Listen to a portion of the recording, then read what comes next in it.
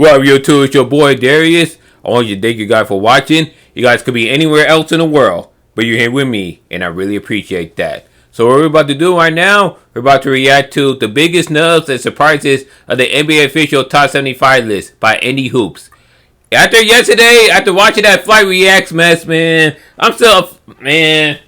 Flight still pissed me off on when he said Scottie Pippen did not deserve to be in the top 75. He said Dennis Rodman didn't deserve it. He said Kawhi Leonard did not deserve it. But he said people like Baron Davis and Michael Redd deserve to be in the top 75. Flight, man. But enough of that. That was the previous video. We're about to react to this video by Andy Hoop. Eddie Hoop, as we all know, he had, unlike Flight, has high basketball knowledge. And he knows what he talk about. I may agree with him or may disagree with him, but at least he knows what he talk about. So what we're going to do, we're going to check the biggest snub and surprises for the top 75. So let's do this. We're going to eat Hot Pockets too. I think make some Hot Pockets. Oh my God, I hate when YouTube do that. Hold on. Alright, let's see it turn our way up. So the NBA officially released their 75 team. Basically, a huge panel of voters, which included current and former players, journalists, coaches, and team executives. They voted on the NBA's 75 greatest players of all time to celebrate the 75th season of the NBA. This is actually a huge deal because we rarely ever see the NBA release their own official all-time player rankings. And one thing I want to say, I'm glad they stuck with the top 50 and add the 25 because players. Because all the players in the top 50, they deserve to be on the original list as well. Players like Hal Greer, Paul Arizin, I think that's how you pronounce his name. Bob Pettit, like Robert Parrish. It'll be unfair to remove those guys away from the list just because the game had to fall off in the past 25 years. But there's still some people who I feel like should not be on it, like Dame Lillard. That's in my opinion. Usually we have to watch foolish YouTubers like myself make those lists. The last time the NBA did this was 25 years ago. In any hoop. You have the intelligence. Where they created a list of the 50 greatest of all time. Now, in this new 75 list, every player from that original 50 list is still included. Plus an additional 25 new players. I agree. Actually, it's 26 new players, since there was a tie in the voting. How's it going, folks? My name's Andy, and today I'm going to talk about the biggest snubs and biggest surprises of this list. Which players got surprisingly left out, and which ones probably don't deserve to be there. Dwight Howard. Right, guys, Dwight Howard shouldn't have been on there. Let's get started. Snub. Dwight Howard. Yep, Dwight Howard. Dwight Howard should have been on it instead of Anthony Davis and Dame Lillard, and possibly Carmelo Anthony. Dwight Howard was multiple Defensive Player of the Year. He won a slam dunk contest, and he let the Magic come to the NBA Finals. Granted, they lost in 5 games, but still, you lead your team to the NBA Finals. That counts for something. And they beat I think did they beat the stacked Celtics? I think they did. I know they beat the Cavaliers. Correct me if I'm wrong on that aspect. In my opinion, this is the biggest snub on the list. And the sad part is, I saw this coming. I knew that Dwight had a bad reputation among the voters, but there's no way he should have been left out. I agree.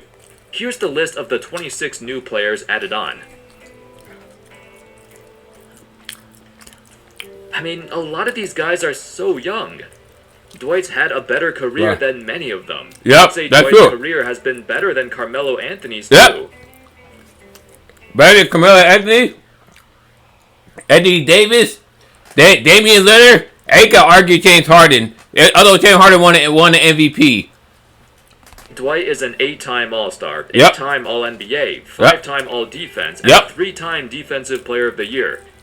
Plus, he led the Magic on an improbable run to the finals and got a ring with the Lakers as a productive player off the bench.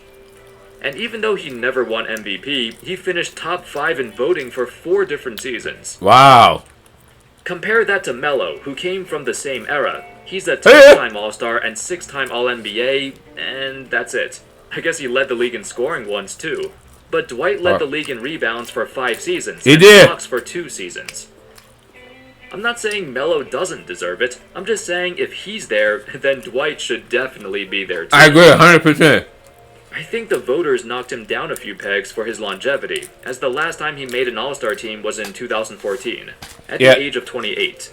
Wow. Afterwards, injuries and his refusal to accept a new role, those things hurt his image. Still, he did more in... Not only that, Cody called him soft. Cody called him soft, y'all. 10 years in the NBA than many of these guys did in their entire careers. He did? Surprise, Damian Lillard. He should not be on there. I don't care what anyone says. He should not be on there. Like, he's a great player regardless. I agree, he's a great player. But he hasn't really accomplished much. You know what I'm saying? He hasn't accomplished much. You know what I'm saying? I would put Tracy McGrady or Grant Hill before I put Damian Lillard. I digress, though. Even Tony Parker. Yeah, I'm not... I'm sorry. I'm not even a Tony Parker guy.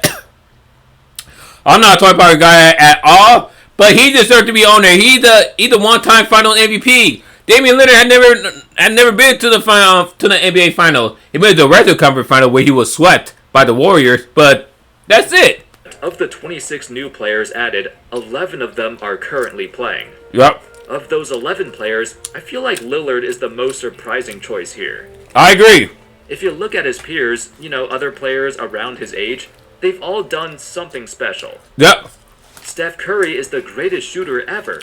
Yep. Multiple titles, led the Warriors to 73 wins, yada yada. Yeah. Russell Westbrook broke like all the triple-double records.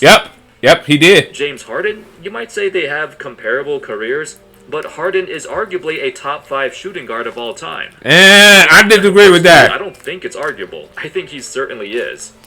No, that's arguable. And Kawhi Leonard are both decent choices too. They both won championships as a major piece on their respective teams. That's true.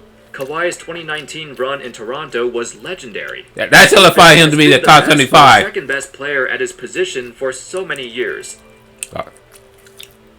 Giannis is a once-in-a-generation athlete and has a legendary finals run. I did this year. That was no doubt he deserved to be in it. From a pure numbers perspective, his resume does not stay. What? Ask Mike. How does he think Damian Lillard deserves to be on this list, but not Kawhi Leonard or Scottie Pippen? I want to see flight logic on that. Doubt beyond that. Also, what makes his career better than somebody like Vince Carter, for example, who did not make the list? And that leads us to Snub, Vince Carter and Tracy McGrady. Yes, both. Okay, one or the other. Here. For those of you who grew up watching the NBA in the 2000s, which I did, think that Carter and T-Mac were better than Ray Allen and Paul Pierce? Or am I just not remembering it correctly? Yet Allen and Pierce made the list, but Carter... Paul Pierce and Ray Allen, they deserve to be on it because they had a great one like in 2008 with the Celtics. And Paul Pierce, he won that Finals MVP, so he deserved to be on it. Well, like Ray Allen shot one of the greatest shots of all time in the 2013 Finals against the Spurs. So yeah, and we know Ray Allen is an excellent shooter. Like one of the top shooting guard of all time. So yeah, he deserves it. Not. I think the voters put a lot of weight into championships, especially that 2008 Celtics team. Because prior to 2008, Carter, Allen, and Pierce were all on similar playing fields, while T-Mac was seen as a better individual player than all of them. That's true. Reflected in his accolades too, McGrady has way more All-NBA selections than any of them. Of these four players, McGrady had the highest peak, but also the shortest career. He did. Because he never let his team out the first round, and that really hurt his career. Carter I still would have put him in my top 25. Time as well, yet the lack of titles hurt his resume. It does. I understand why Allen and Pierce made the list. They deserve it. Give it 1 second, y'all. Longevity and championships. And I don't think they were surprising choices. It's just, I feel like Carter and T-Mac also deserved it. They did. I agree with that. Surprise. Bob McAdoo. I'm surprised at that. Bob McAdoo was great, though. What me with McAdoo is that he's by far the oldest player that got added to this list. The dude got drafted in 1972, and I remember watching an episode of Open Court where the guys discussed players who got omitted from the 1996 list of the top 50. Almost all of them agreed that McAdoo got snubbed. Yeah, he did. It was nice to see him added on this time. Yeah. But the reason it surprised me was because I didn't think the NBA would go back that far to add him in. There's been a lot of favoritism towards newer players. I wish they would have added Walt Bellamy on there or Adrian Gentry. I wish they would have included those two players because they were great. In the last 25 years, and I thought McAdoo would be forgotten. Thankfully, he isn't. He was one of the most influential big men in NBA history. A center with such a versatile skill set who played like a guard. If you watch his highlights from back then, he was a sight to see in the 1970s.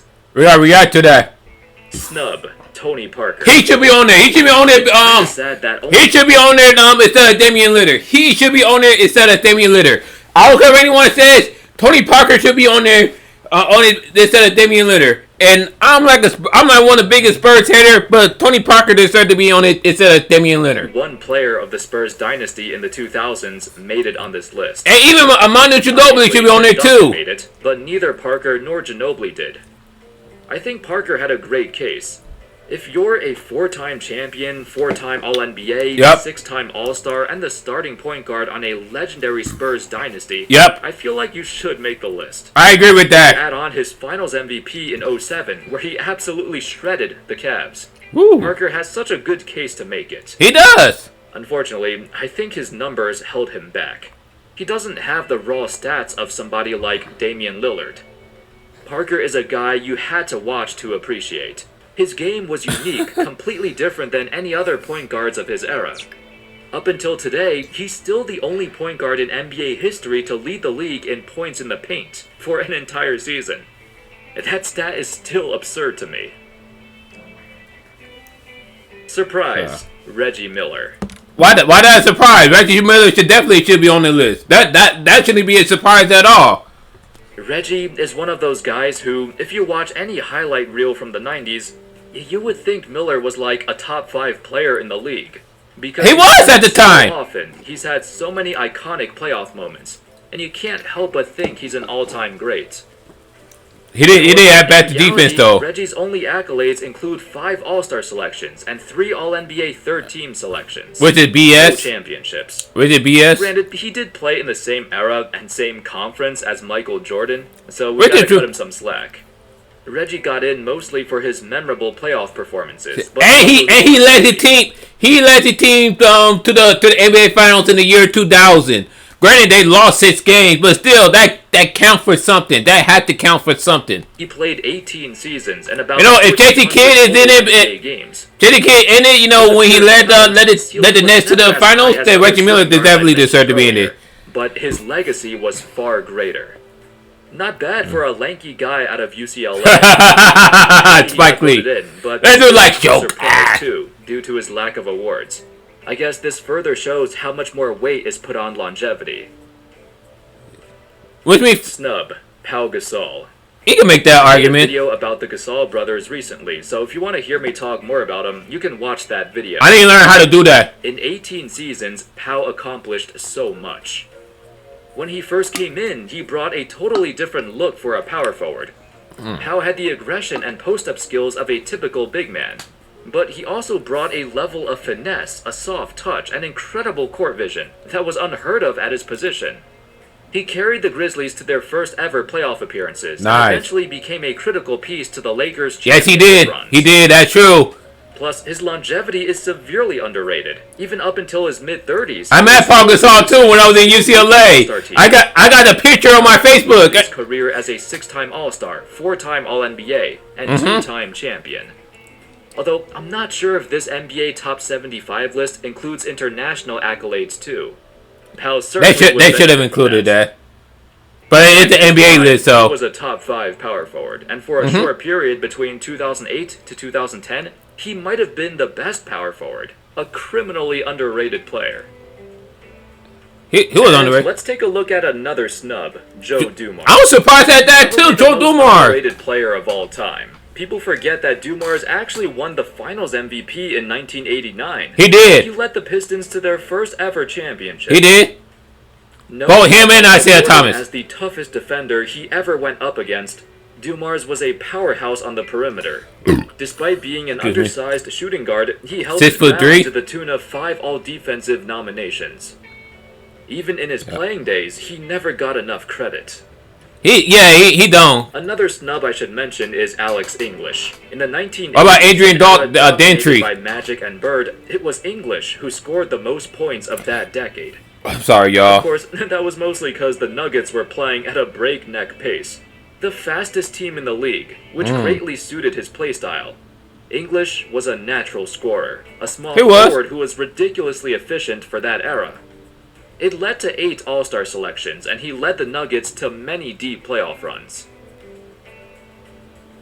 Before we finish this video, I also wanted to list a few players who will most likely be on the next list, when they do, like, a top 100 list, to celebrate... Doncic and Trae Young. Jokic, Luka Doncic, Trae Young, Jason Tatum, and probably Zion Williamson.